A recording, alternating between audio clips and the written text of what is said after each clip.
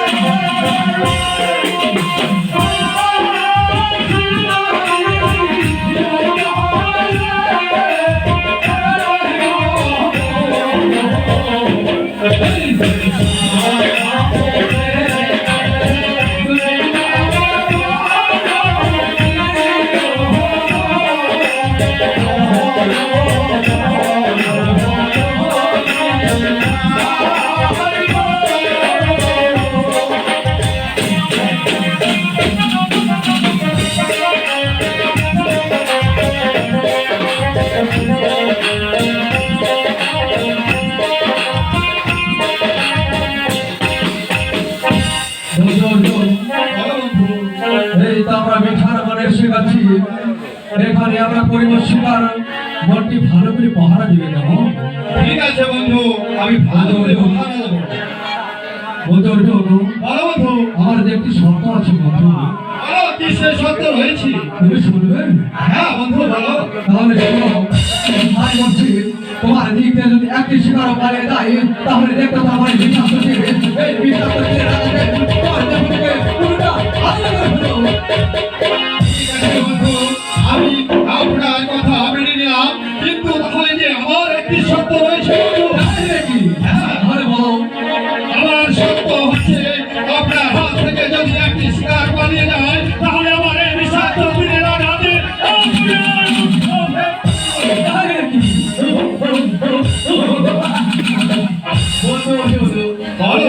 আসলে বন্ধু আমি তো বলেছি এই চন্দ্র কখনো শিকারকে কোনোদিন বৃথা হয়ে ফিরে যায়নি।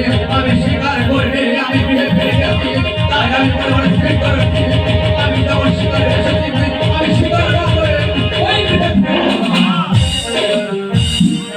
বন্ধু। বলো বন্ধু, তাহলে আমরা বনের কোন পাশে শিকার করবো? ঠিক আছে, তাহলে আমরা সেই পূর্ব সাইডে আক্রমণ করবো, দেখি সেখানে কোনো শিকার পেলে কিনা। আচ্ছা বন্ধু।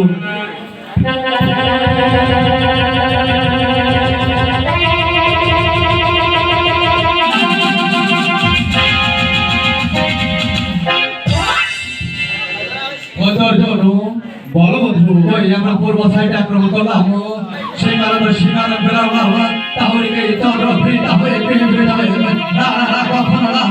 এই চন্দ্র যেমন শিকার এসেছে শিকার না করে কখন ফিরে ফিরে যাবে আমি বলছি তুমি শোনো, তবে আমরা সেই পশ্চিম সাইডে আক্রমণ করবো, দেখি কোনো পশ্চিম সাইডে কোনো শিকার মিলে কিনা। ঠিক আছে বন্ধু, তাহলে আমরা পশ্চিম ধারে শিকার ঠিক আছে, ধরো অস্ত্র।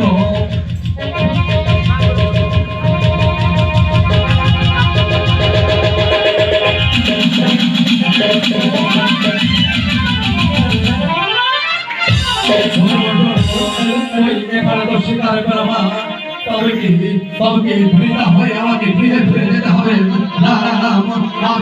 আমি কখনো ফিরে ফিরে যাবো না, আমি শিকার করে নিয়েই ফিরে ফিরে যাবো বন্ধু। তাহলে ঠিক আছে বন্ধু, তবে আমার সেই উত্তর সাইডে আক্রমণ করবো, দেখি আমারই ভালো শিকার মিলে কিনা। ঠিক আছে ঠিক আছে বন্ধু। বন্ধু, ধরো অস্ত্র।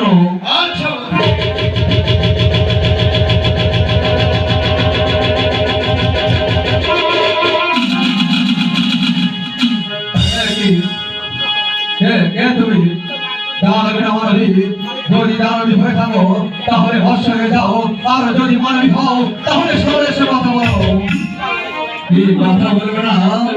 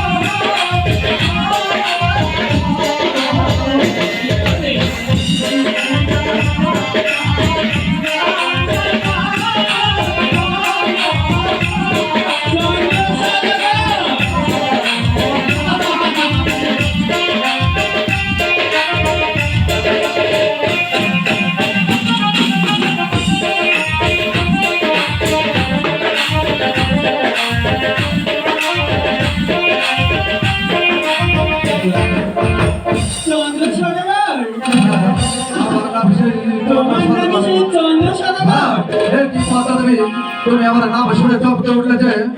তোমার নাম শুনে চমকে উঠলাম কারণ হচ্ছে তোমার হচ্ছে এক গোষ্ঠী বুঝে ফেলে আমার বিয়ের বর মিলবে এবং এই মাতৃক আমার স্থান হবে। তাই নাকি? হ্যাঁ। তাহলে আমার হাতে খোঁজা তুমি দিবে? হ্যাঁ।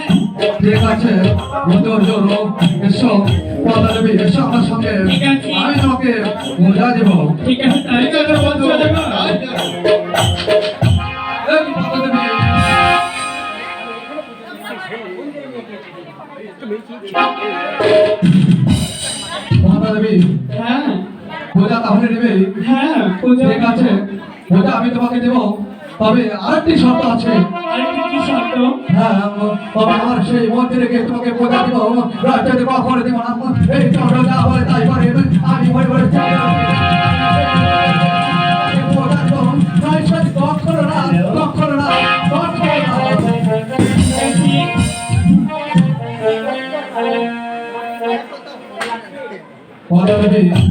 হ্যাঁ বলেন আমি একটি তো কথা বলতে চাই তুমি শুনবে কি কথা? তাহলে তুমি শোনো আমি তাই বলছি পূজার কি সরঞ্জাম আছে তোমার কাছে হবে চাচ্ছি হবে চাচ্ছি সদাগর আমি আমার কাছে কোনো অর্থ করি বা সরঞ্জাম কিছুই নেই তাই নাকি? আমি তো স্বর্ণ হাতি ঠিক আছে। করে বসে আছি ঠিক আছে তাই আমি মনে মনে স্থির করেছি ওই পথ তাদেরকে দিয়ে ওই নগরে নগরে ভিক্ষা করাবো যাতে করে যারা ওই লোক সমাজে কোন জায়গাতে না পারে যাতে করে যারা এই চন্দ্রের কথা বলে করে আমি তাদের ওকে নিশ্চিত করবো যাতে করে যারা মনে করবে এই চন্দ্র সাগরের কত ভাই কত মাতা দেবী